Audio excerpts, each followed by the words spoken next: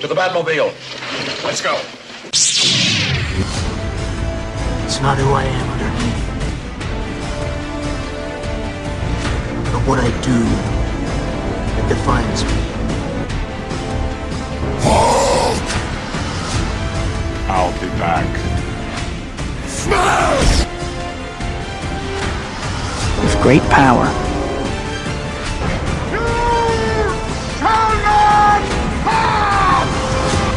comes great responsibility.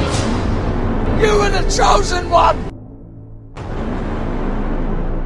Bond. James Bond. I'm Batman. Hello, everyone, and welcome to today's feature podcast. We are two guys discussing mostly random movies. Basically, what we will do in this program is we're going to watch the same movie separately and come back and hopefully love the movie, maybe hate it. We'll come back and discuss it here with you. I'm Kevin, and I'm Steven. And yeah, we will be your hosts for this program, our co-hosts. Today we're going to start a little bit slowly. We don't want to jump right into a movie. We want to see how this all works. So we're going to discuss our favorites of 2015. And we can also bring up some of our least favorites if we get to that point. So, I guess, how should we do this? I'm going to say one by one, maybe? Yeah, we'll go back and forth. 10, 10, 9, 9. But maybe we'll start with some honorable mentions. Maybe we'll discuss the worst movie we saw. Okay. I'll start with the worst one I saw for sure, and that was Jupiter Ascending. I did not see that one. Yeah. Oh, man. It was really bad. There's been points where I have left the theater in previous movie experiences. This one, unfortunately, was not that one because we were just hoping the whole time it was going to get better, and it just was falling apart like every 10 minutes. So you saw this one in theaters? Oh, yeah. I saw it in theaters. We saw the excitement, I guess, in the preview. I had a lot of hopes for it, and I like Channing Tatum, and Mila Kunis is all right, and the guy that just won, I can't even remember his name. Eddie Redmayne. Eddie Redmayne just won. He's the villain. Yeah, he just won for Best Actor. For Best Actor, so he's potentially the villain in this. So I was really excited for it. I thought maybe this would be a great sci-fi or something like that, and it was anything but that. Eddie Redmayne was terrible, absolutely horrible. All he talked about was like, hello. I saw that. That's how he talks. Yeah, and I couldn't believe that's how he talked in the whole thing. It was just, yeah, and then out of nowhere, he would just scream out of nowhere. It was just really bad from start to finish. I can't think of one positive thing I could say. They used the same twist twice in the same movie. It was really bad, and it was predictable. I know it was from the guys that did the Matrix trilogy, and I actually liked their last one. You probably haven't seen it, but Cloud Atlas. No, I have not seen Cloud Atlas, so I had some hope for that movie, but yeah, I've heard really rough things about it. So yeah, that was my least favorite, and I had some other, I guess, honorable mentions for least favorite, but I didn't finish them. Like I said, I even started Human Centipede 3 that came out, and I didn't finish that. It was on Netflix. So you said you've walked out of theaters before. Which ones have you walked out of before? Not this particular year. But this year, in the past, we walked out of, oh man, I can't remember the life of it, the name of it. It was about the girl that, I guess, couldn't wake up, and... Is that with, Chloe, I think Chloe Moretz. Oh, If I Stay. If I Stay, yeah, that's it. I didn't see it. Yeah, we walked out of that one.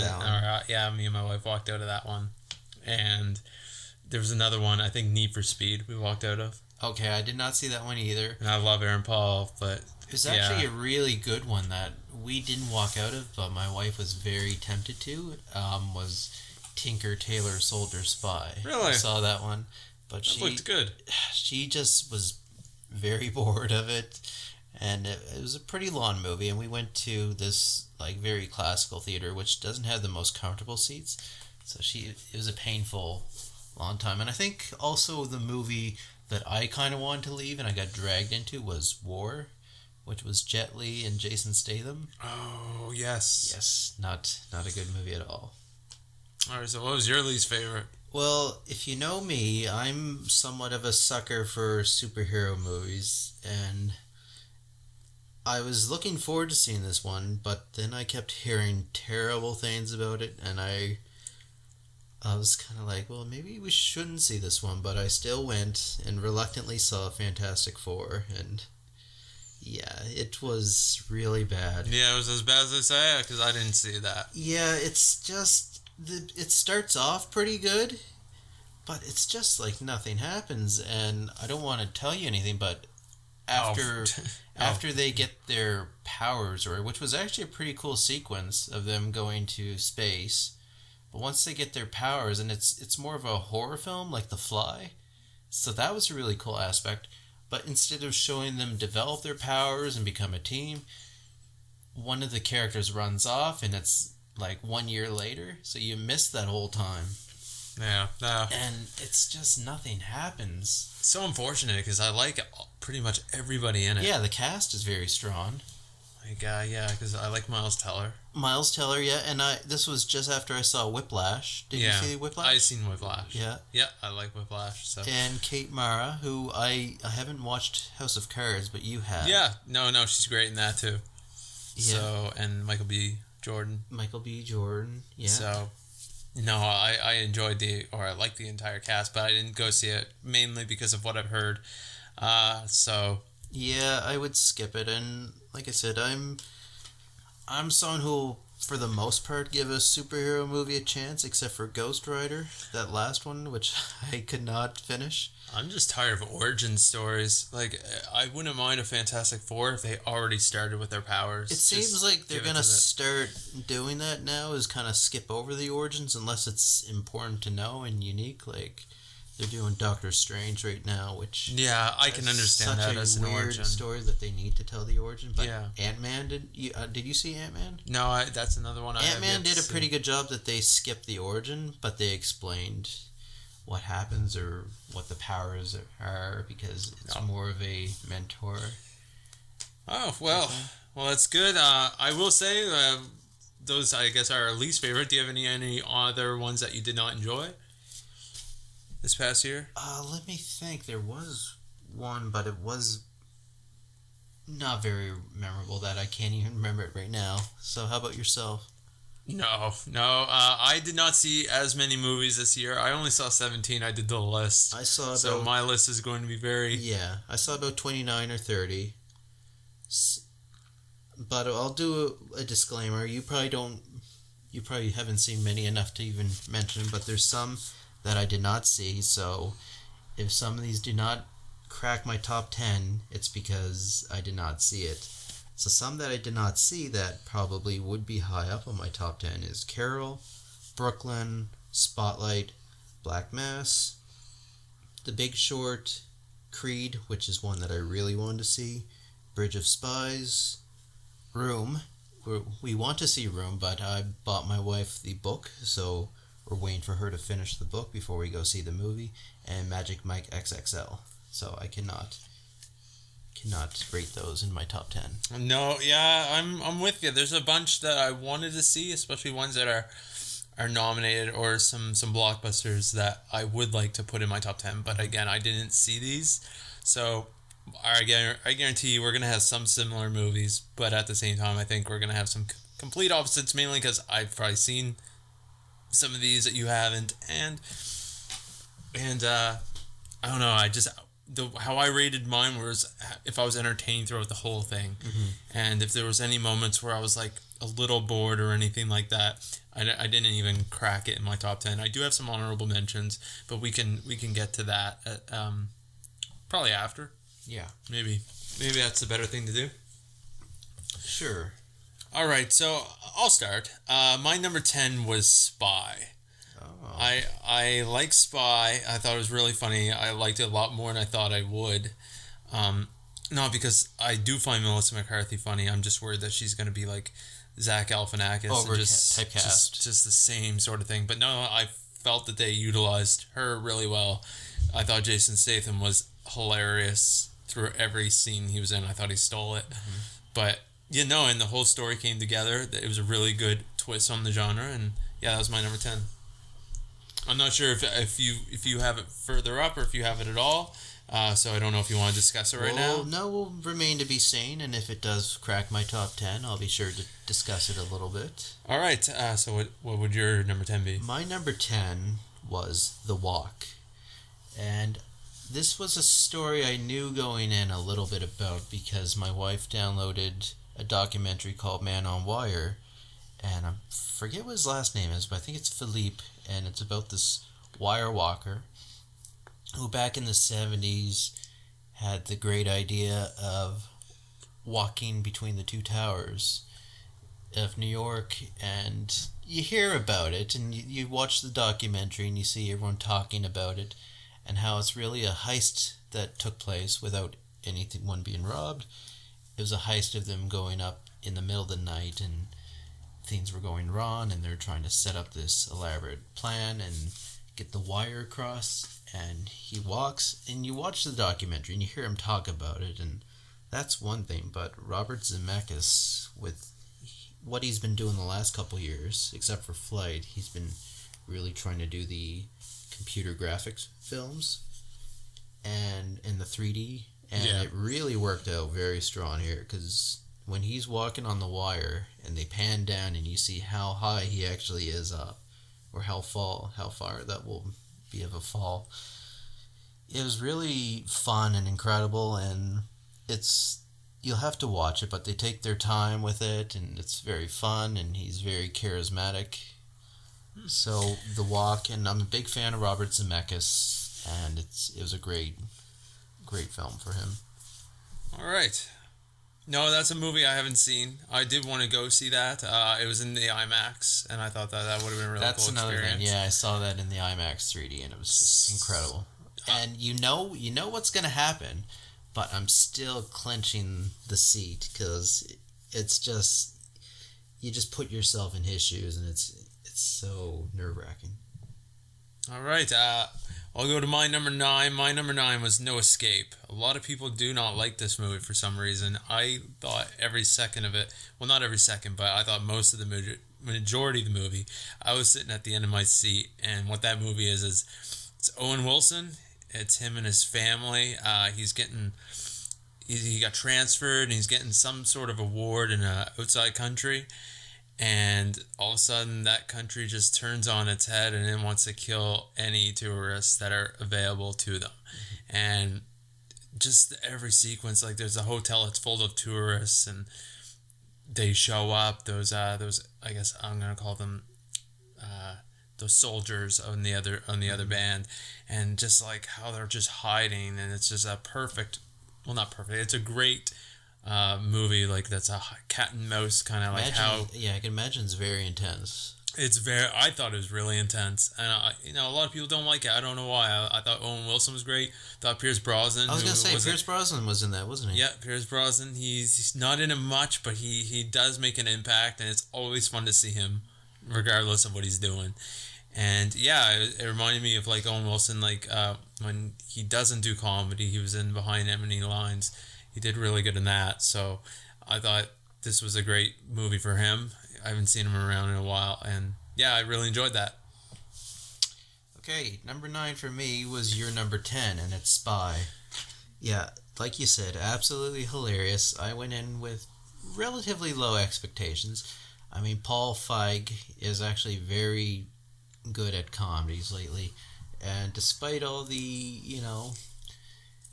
reservations from other people, I'm actually really looking forward to seeing what he does with Ghostbusters, because he's nailed every genre type he's done so far. He's done Bridesmaid, which was a surprising hit. The Heat, I think it was, that was okay, but we went to Spy, and it was just hysterical. Melissa McCarthy, she's just born to play these roles, and I don't think she's going to be typecast too much, but I think she also has a lot of steam left in her right now before it becomes redundant, like you said, Zach Galifianakis. Jason Statham, like you said, was hilarious. What I really liked was the typical James Bond Q type thing when she was going down and looking at all the gadgets, and it's like all these impressive gadgets. There's this, like a hoverboard that flies. It's like, oh, cool. It's like, no, you can't use that. I'm sorry. And when they gave her these gadgets, it was like hemorrhoid cream and a Beach's watch. Beach's watch. And she's just like, do you hate me? Or yeah, so funny. And then once she reveals that, she's not this, because she was undercover as like this cat lady, but then she's like very aggressive in the way she talks. It's just hysterical. Yeah, so Spy is my number 9. Oh. Yeah, no, I really enjoyed that movie, and I'm curious what she's going to be like in Ghostbusters. I don't think it's going to be surrounding her. I think that she's not going to be the main focus of that movie. I feel like it's going to be something that we haven't seen, but I'm interested to see it. Yeah, her take.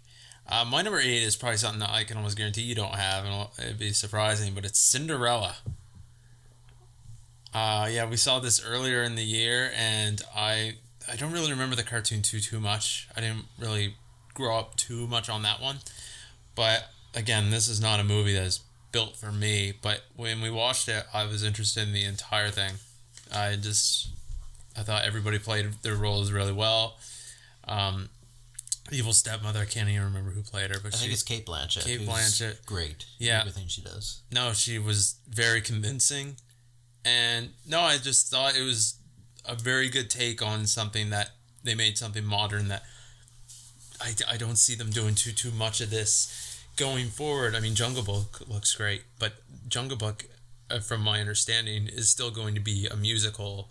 I could be wrong. It seems like they're going to try to kind of make live versions of the cartoons. That's kind of what they're doing now. Yep, this one was not a musical, so it, really, no, this was not a musical. This is just a live action movie, and I just thought, yeah, they told this story really well, and I enjoyed it. Well, I know it was directed by Kenneth Branagh, who I'm a pretty big fan of. He did the first Thor movie, and he did that last Tom Clancy movie. I forget what it is, but it had Chris Pine. Oh, yes. Jack Ryan. But he's great in what he does. And he was great as the villain in Wild Wild West. My number 8 is Ex Machina. I did not see this one, yes. and I know it's on Netflix. So I was gonna say Cinderella is on Netflix right now, and I have it on my list, but I just haven't got around to watching it yet. But yeah, I've heard about Ex Machina, and decided to give it a watch. And it's not like an exciting movie. It's just very interesting. It's I'm not gonna give you too much because you really should see it without knowing too much. But essentially, what it is it's this ordinary employee at a technology company. He gets an invitation from his boss to come out to his cabin, and he comes there, and his boss is this very, very charismatic guy, and he says, what am I doing out here? And he says, I want you to come and test out my robot. And essentially he wants him to test and question and have conversations with the robot to see if this robot could pass as a person. And from there it's different twists, and you don't know who to believe, and it gets dark and confusing, and it's riveting. And great cast. It's got Domhnall Gleeson and Oscar Isaac, who both appear in Star Wars The Force Awakens, and I forget Vikander. I'm not sure. Alicia Vikander, her name is, and she was phenomenal as the robot. And I'll just leave it at that. I'll let you watch it and watch the story unfold. No, word of mouth is great on that one, so I definitely wanted to check that one out sooner than later. So yeah, I'm happy you made your top 10 to know it's worth the word of mouth. My number 7 is Jurassic World, and this is another one that is not. a lot of people loved it at first, and for some reason they don't like it anymore. I've seen it twice. I've seen it once in theaters, once out of theaters, and I've liked it both times. So I'm not really sure what everybody's seeing. Yes, there are flaws in this movie. It's not a perfect movie, but I mean, I don't really know what perfect is in a movie. I thought it was great. I was entertained the entire time, and it has dinosaurs, so it's hard to argue with that. Yeah, that one did not crack my top 10, and it was very enjoyable. It had been years since I'd seen Jurassic Park since I was a kid, but I didn't really remember it that much. So shortly before Jurassic World came out, we went to the theater and watched Jurassic Park, and I was just blown away by how good it was. So it did hit a lot of similar beats, which is what they're trying to do, because the last couple of Jurassic Park movies weren't that good. But it was good. It just wasn't good enough to crack my top 10. I thought it was fun. Chris Pratt was fun. He was good. He actually surprised me that he wasn't playing his typical role. He played it fairly straight. But the dinosaur stuff, it was great to see the T-Rex again. Yeah, I love the scene with the flying, I guess, pterodactyls. Yeah, that was cool, and how it picked up the girl, the assistant, and just dropped her right in the fish tank there. Fish tank, yeah. Because I feel like that if dinosaurs were around still, or like if they did make something like that, that's exactly how it would be. It would be like a SeaWorld type of place. Yeah. And what I did like is that it carried out the promise of the first Jurassic Park of that this place exists. It's a theme park, like you said, like a SeaWorld, and I'm just curious where they're going from here, because they've already signed on for a couple more. And for my, best guess, somebody or the military is going to somehow militarize them. And I think that's the only way it can go, is because the scientist escaped with, I forget what he had, but he had some of their DNA or something. But he escaped. But it just really shows what a dumb idea a place like that would be. Because we're so small compared to dinosaurs, and so powerful. But yeah, my number 7 is Straight Outta Compton.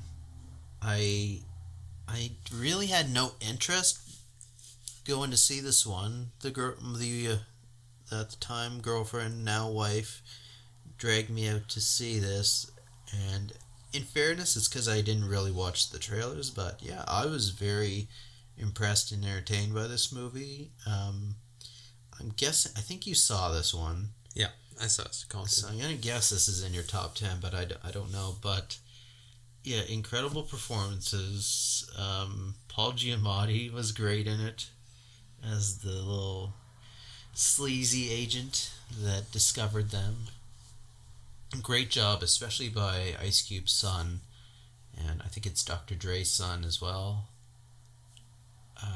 And it really shows you the guy that's in Walking Dead right now. Yeah, that's who it is. Okay, yeah, and it really shows you just what they went through and how shady the police were, and yeah, incredible movie.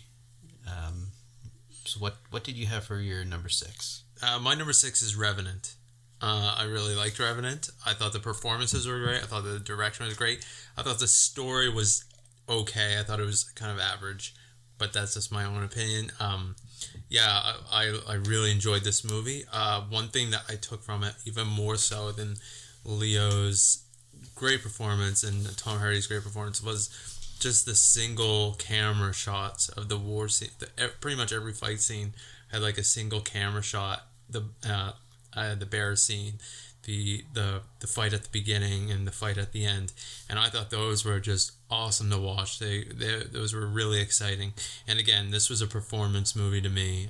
For all four, it was kind of long for me, but I really enjoyed a majority of the movie. There were some parts where I was my mind was elsewhere, so it didn't grip me as much as I wish it would, but I really, really enjoyed it.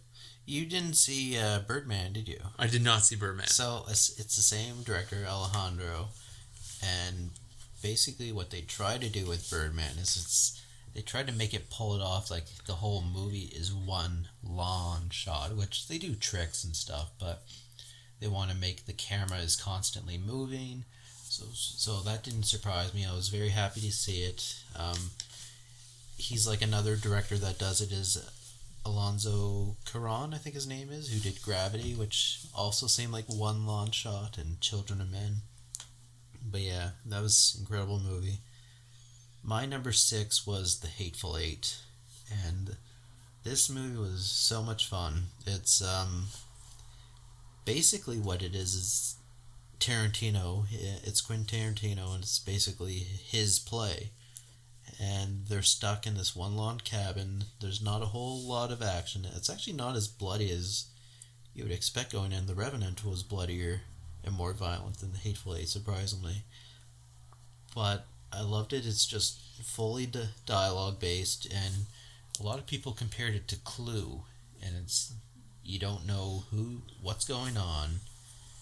All you know is that this woman is being taken to hang, and coincidentally there's the hangman's there, and you just don't know who to trust. These people aren't very likable. Walter Goggins was hilarious in this. I did enjoy Walter Goggins. This did not crack my top 10. See, I didn't watch what's his show? He's in Deadwood or something like that. I know he's in Sons, but he's probably in Deadwood as well. I would not be surprised. I've seen him in multiple westerns. So I haven't really seen him.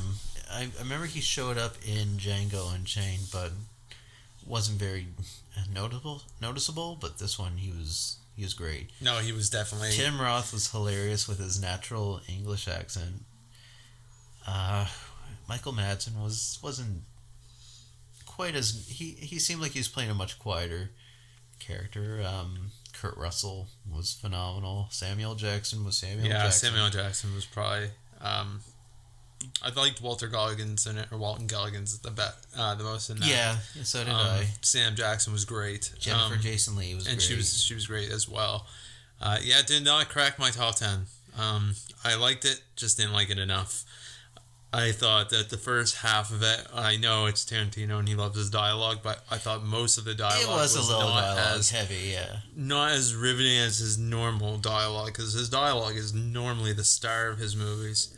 But for some reason, this one is just, I just wanted him to get somewhere else. Yeah. And like his long shots of like Jennifer Jason Leigh will get slapped at one point, and they just stay on her face for like 30 seconds, maybe 30 seconds, which is like 10 seconds too long. I was just like, this could have been trimmed down a lot. And I did enjoy the second half more than the first half. So did I. But it really picked up once they got to Minnie's haberdashery. Yes, I just felt half of a movie. But to be fair, a bad Tarantino movie is better than, and I'm not saying this is a bad movie, I'm just saying a less than average Tarantino movie is better than a majority of most movies out there. So I still recommend people go see it. It just did not do this one, did not do it for me. Okay, yeah, so The Hateful Eight was my number 6. All right, my number 5 is Inside Out. And we saw this recently, so not even too long ago, and I was encouraged to watch it, and I love Pixar, so it didn't take much encouraging. But most of their movies, for some reason, revolve around somebody getting lost and trying to find their way home. So I wasn't sure how much different it was going to be. But no, I thought it was great. I thought the story was great. The animation, of course, is always great with Pixar. And it was funny. It was sad at points. And it was, just an overall normal Pixar movie. It's hard to not love those guys. Okay. My number 5 was The Martian, which was beautifully filmed. It was Ridley Scott's best film since Gladiator, in my opinion. Matt Damon is awesome. He's phenomenal in it. It's a lot more fun and funny, which you got that vibe from watching the trailer. They did a good job, because it could have been very risky, especially with that casting, that he was just coming off Interstellar. I'm not sure if you've seen Interstellar yet, but it's almost like he's playing the same character, and it doesn't help that his suit is pretty much the same colors as well, white with a hint of orange. But The Martian, I was really impressed with the small cameos from these great actors. It just shows you how much respect they have for Ridley Scott, that they'd come in for 1 or 2 days just to do a quick scene and get out. But it was incredible, the science they did to how he would make all the potatoes, and all the science he would use to extend his life on Mars until his crew would come back for him. Yeah, and it was kind of like Castaway on Mars is how I kind of consider that movie, and that's not a knock at all. It was phenomenal. The end reminds me of Gravity a little bit. I won't say what happens, but it's riveting movie. Great job all around. Yeah, I really like that movie. When I did see it, I'll talk about it, I guess, in a little sec. But I will say my number 4 is Room. I did see this one, and the first hour of it is just it's like it reminds me a lot, I guess, of the Tarantino one you just talked about. Although I like the second half as well, but the first half though, this one was so good. I'm not gonna spoil too much, but yeah, it's just it's hard not to even talk about it, especially if somebody hasn't seen it, because it grips you in pretty much every way. You don't know what's exactly going on or what's going to happen, I should say. There are people out there that are aware of the story, and I'm assuming they know what I'm talking about. When you find out what Room is, it's pretty interesting, and and then the second half, the cast, obviously, I can't even think of her name, but she's nominated for Best Actress. Brie Larson, and even the kid in it, I don't know why he's always, when he is getting nominated, he didn't just get nominated for an Oscar, but when he is, it's supporting, which I don't understand, because he was just as much, if not more, the star than she was, and he definitely deserves a nomination. He was a really good actor as a child, and I would really recommend everybody go see that, and you will not leave that that movie unimpressed. It's kind of hard. I can see you struggling a bit to talk about it without getting into details. So it's hard. I want to encourage people to see this, because there's a lot of, without telling too much. It's great, and it deserves all the accolades it's getting. I had heard about it, about how powerful it is, the movie. So I bought my wife the book to watch at Christmas time, to read at Christmas time, and once she finishes it, we're gonna be watching that right away. My number 4 is Inside Out. And it's funny because I never actually picked up on that, what you said about Pixar movies, about how a lot of them is the character are lost, or someone's lost, and they have to get home or find. And it's true. I never actually thought of that, because it happens. Toy Story, Monsters Inc., Finding Nemo. Yeah. Wall-E to a degree. Not so much Up. There's a majority of them. But like you, I love Pixar. I've seen all of their movies except for the Cars ones, which I haven't got around to yet. But this is easily their best one since Toy Story 3. I had heard about it, and I'm always going to check out a Pixar movie, but I was just very surprised by how great this movie was and how powerful it was. And I won't tell too much about it, but it's really incredible about how complex the story is, and how they make it easy for you to understand. And there's a character that they don't even tell you that's in the movie, that's just the star of the movie, and he pulls at your heartstrings, and he's really almost the emotional core of the movie. And I think you know who I'm talking about. Yeah, definitely. So I won't tell you about that, but just go see it. It's incredibly voice acted. And they really put the right cast in the right roles, especially for the emotions. Like Lewis Black as anger, that's just perfect casting right there. And Phyllis Smith as sadness, which her natural speaking voice is just that. If you've seen her in The Office.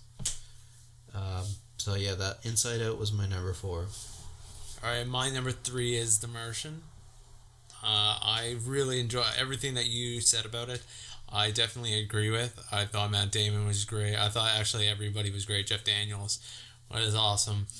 And just the whole story. I thought, a guy on Mars, what exactly, can that even really, how can that be really exciting or anything like that? And I enjoyed everything from the science. We're going to science this place. I don't even remember exactly what he said. But it was science the shit out of this. No, I just, every turn and twist he took, I thought everything was genius. I'm sure some of that science doesn't add up completely, but I believed it. And growing potatoes, I'm not sure what food I would like on there, but potatoes, I love my potatoes. And so, yeah, everything from the Donald Glover coming in and suggesting that pull that maneuver, I thought that was a really interesting way to get him back, because I really couldn't figure out for the life of me how they were going to get him back, especially when they said it was going to take so long. The end sequence, I'm like, are they going to, well, I mean, it's a movie, so I kind of figured they'd get him, but I was just like, how are they going to do it? And yeah, it was a really great movie. Yep, I completely agree. And let's go on to my number 3, which is Star Wars The Force Awakens. Now, I came on pretty late to Star Wars. I think I've seen The Phantom Menace before I saw the original trilogy. I remember as a kid, I kind of linked it together with Star Wars and Star Trek. And I think it was my friend's house who only had 3 channels, so when I was a kid I had no interest in it. Despite he always had these Star Wars toys. I remember he had, I think you've seen all the big little small miniature toys, he had that. But yeah, I went into Star Wars The Force Awakens and just absolutely loved it. I loved how fun it was. It was very similar story to the original trilogy, but just J.J. Abrams just nailed it. They did what was the smart move but risky was that they didn't focus so much on the original cast, and it's what they really need to do if they're going forward, is they need to sell these new younger guys cast. And it's great for women that she was the star of the movie, and I was wondering going in how they were going to try to match Darth Vader.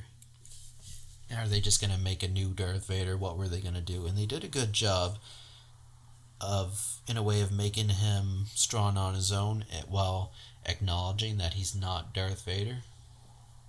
I mean, I'm sure everyone has seen it, but I'm not going to go into spoilers, but there's a certain thing that happens that was, I think, what I initially thought was going to happen going in, and what I think needed to happen. But yeah, great movie. Had a great time. BB-8 was amazing in it, and the best part about it is that he can actually do what he does in the movie. Let's see, Chewie was great. It was great to see some nods to the original cast, like Admiral Akbar was there. But yeah, just absolutely loved it. Can't wait for the next one. Alright, my number 2 is Straight Outta Compton. Just like you mentioned earlier, that might be on my list. I'm not even huge into rap. I had no expectations for this. I was convinced to go. I went with a few buddies. We went, and I was riveted pretty much from the beginning to the end. I did not expect that story. I did not even know that story, and that's probably why it was better for me. Everything about it, even the music, to me, I really enjoyed it. The performances, like O'Shea Jackson, seems my Ice Cube's son was really, if you didn't know any better, or if you close your eyes, you would swear that was Ice Cube. Oh yeah, for sure. And just like the humor in it was great. I don't know who the actor is that played Eazy. I thought he did a really great job at playing that kind of character as well. Giamatti was great. The entire story and the structure of it. I know some of those things were, I guess, glamorized for movie purposes, but none of that mattered. I thought it seemed real. It felt real.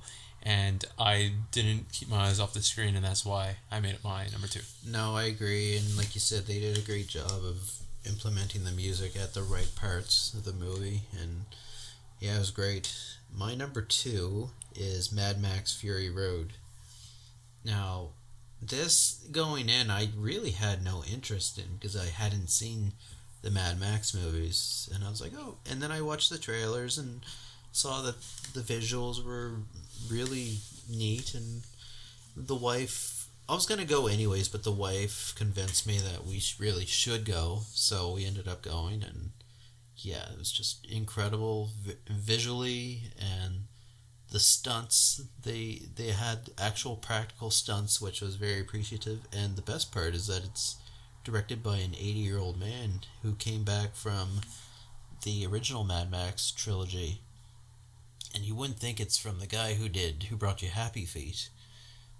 And it really has the simplest of stories. It's basically, because I know you haven't seen this one, it's basically that it's a post-apocalyptic world, and Max is just kind of he's along for the ride just out of circumstances that he had to be there, and he was spotted, and he's kind of brought into this environment, and basically it's about this warlord, and he's sending out his best, I don't even know what to call her, female troop out to go, and I think they're going to Gastown to get some gas, but she diverts off the road, and the warlord notices, and it's one big long chase to get her, because he soon finds out that she has some of his property that he really wants, and it's just incredible. It's just non-stop action and craziness and madness. I just seen the other day the I don't think you watched it, but the Suicide Squad trailer, and it just reminds me of Mad Max Fury Road, where it's just, you don't know what's going on. It's just craziness. The visuals is amazing. And you really have to give it to Charlize Theron, because Tom Hardy, who's great in it, he plays it very quietly and lets her shine, and I highly recommend it. It's the most simple thing. It's just one big lawn chase, essentially, but it's incredible and fun to watch. All right. No, I haven't seen it. Like Steve was mentioning, I was planning on watching it really soon. Oh, I'm a little bit too loud there. So I hear all these positive things. A lot of my friends who don't even like those kind of movies have come up to me and said, you got to check out this movie. It's literally insane. And the fact it's getting these kind of like nominations, accolades for a movie like this, that's just like I haven't seen it, so you'd have to correct me, but like it reminds me from like trailers, stuff like that, like a 80s action movie or something like that. Yeah, essentially that's what it is. To get nominated as like an 80s action movie, that's awesome, and I'm so happy that hopefully more movies will come out like that. My number 1 was Star Wars, and I am not as big into Star Wars as a lot of, I guess, the fan base there. We marathoned all 6 of them before we went to go see this. We did it in number order, not the actual order. And going in this, I was excited to see it because we just finished all of them, and I absolutely loved it. This was the one that most entertained me throughout the whole thing. I understand some of the arguments that it is, I guess, comparable to the original. It does follow like the same. Some of the there are 2 things about it that does follow the same sort of format. I do not think it's the same. I don't think that's a very fair argument, especially with some of the characters like Finn, who's at least 1/3 of the movie, and he has a completely different storyline. So people are just saying, Who were they comparing him to? Oh, nobody's comparing Finn to anybody. Okay. But my point is he's got his own story. Oh, this is a completely brand new story, and even the bad guy has a completely brand new story. So I would say, if you're comparing, that's at least probably 50%, including the action scenes, that are completely new. So a very small majority of the movie, in my opinion, is the same as A New Hope, and I can see those comparisons. But again, I thought it was different, and I was entirely entertained the entire way. There's a couple things that I would have changed. I would have changed what I guess Kylo Ren was using to the people that have seen it. Because I mean, it's different, but it's the same. Okay, that there's no question about that. That's like, okay, you could have probably thought of something else, and also I'm trying to remember. There's one other thing. I didn't like how perfect Rey was. I mean, she was good at literally everything, and I didn't like that. It felt like that she could not lose in any sort of way. But other than that, those are just small little nitpicks for me. I really, really enjoyed it, and I would give it a perfect score, and it was the most fun I had in the theater of 2015. I don't know about you, but I remember thinking that it was a little slow towards the middle of the movie a bit for me, but it picked up a little bit more towards the end. I also felt like the one scene with Han's where they meet Han, and there's those weird looking. Yeah, things. that was a little. That didn't really feel like Star Wars. That didn't feel like Star Wars either. But other than Han, that, like I said, I thought Han's reaction to it was. Yeah. Was so perfect, I thought. But I thought the entire movie was my favorite experience I had, and that's why I put it at number one. It might not be the most technical, best movie of the year, but it was the most fun I had, and that's why I had it at number one. What I really liked, too, was seeing things from a different perspective. Like, when they punch it, and you just see it from afar of them going warp speed, or I know that's Star Trek, but when they just zoom by, and you just see them escape really quick. It was cool seeing from that perspective. When Kylo Ren uses the Force, you can hear it and feel it in the seats. And when he can do things like you've never seen before, like when someone tries to shoot him, something happens that he does. That was amazing. I just like the action too, just like the chases and everything. I love the and those are completely new. I love scenes. the lightsaber fight at the end there. I just loved every action sequence there was between the racing of the ships to like you mentioned that one. There was the trying to escape. I'm trying not to say exactly what they're trying to do, but there's a lot of sequences that I really just was like, oh, this is so much fun, and it's my number one. All right, my number one was The Revenant. It's not one that I think I can watch many times over and over, but I just thought this was such a simple story, but it was just so epic. The time period, just you can't imagine yourself living in that time period. It's the constant coldness, like you said, the lawn shots. It was this big epic film where Leo has to pick himself up and try to get back to, I'm not going to say too much, but he has to try to find his original co-workers or that he's working with. But just huge, you can feel the coldness, similar to The Hateful Eight. Huge. Tom Hardy was incredible, as he always is. Donald Gleason was good. What a year for him too. Donald Gleason, he had Ex Machina, Star Wars, and The Revenant. Leo, I think he did not have much dialogue at all, so this was a very powerful performance for him, mainly with his eyes and facial, similar to how Tom Hardy just had to use his face for Bane because you couldn't see his mouth and that. But Yeah, incredible movie, The Revenant. My favorite movie of the year. So, that was my number one, and you went through your 10. Did you have any that just missed the cut? I put Trainwreck as an honorable mention. Yeah. I didn't really consider it in my top 10. It wasn't really. It was out. It was always going to be out. That was in my top 14, But Furious 7, it was tough between that and Spy, but it just because I thought The Rock was absolutely hilarious in it, and I will continue to use things like him flexing his way out of a cast is one of the funniest things I think I've ever seen, and I don't know, I really enjoyed that one. But yeah, that was an honorable mention as well, and all the other ones I've looked at, I didn't really consider them. Like I really wasn't gonna probably put Hateful Eight on here, so I'd say those other two ones before that. Okay, yeah, that was in my top 14, but I'll just mention two honorable mentions.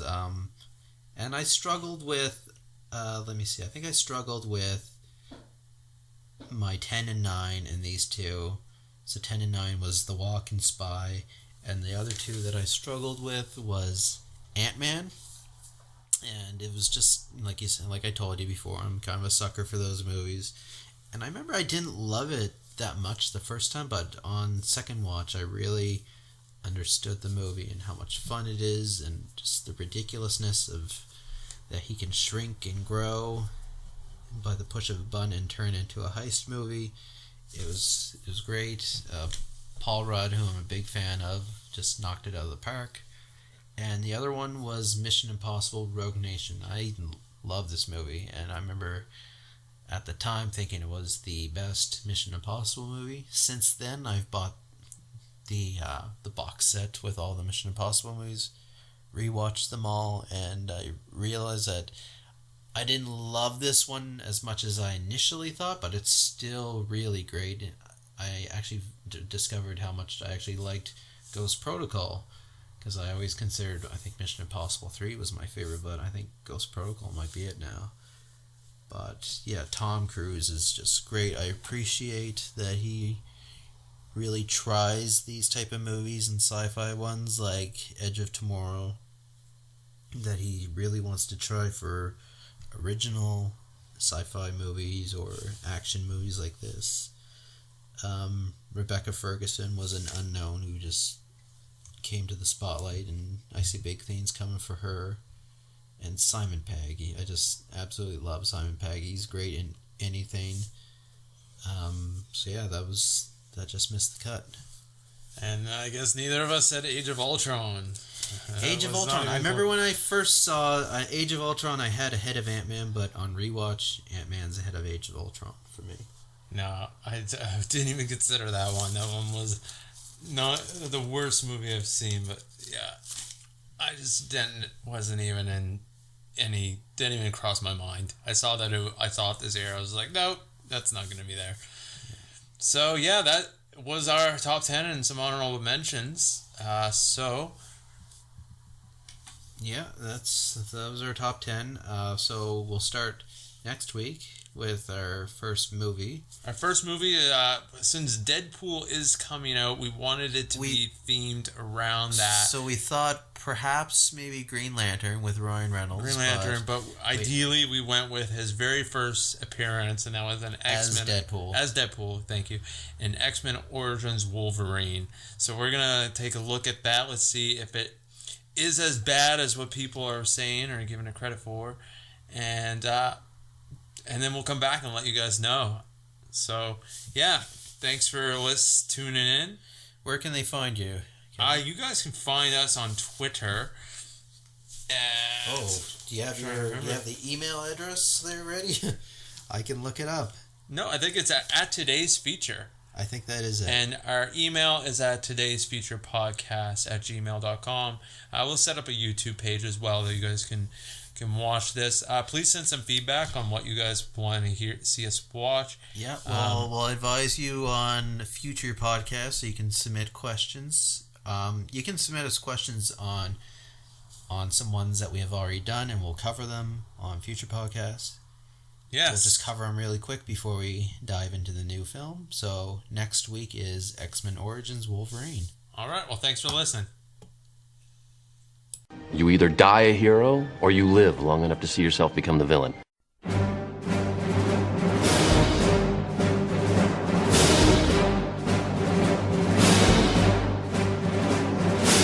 I am the one who knocks.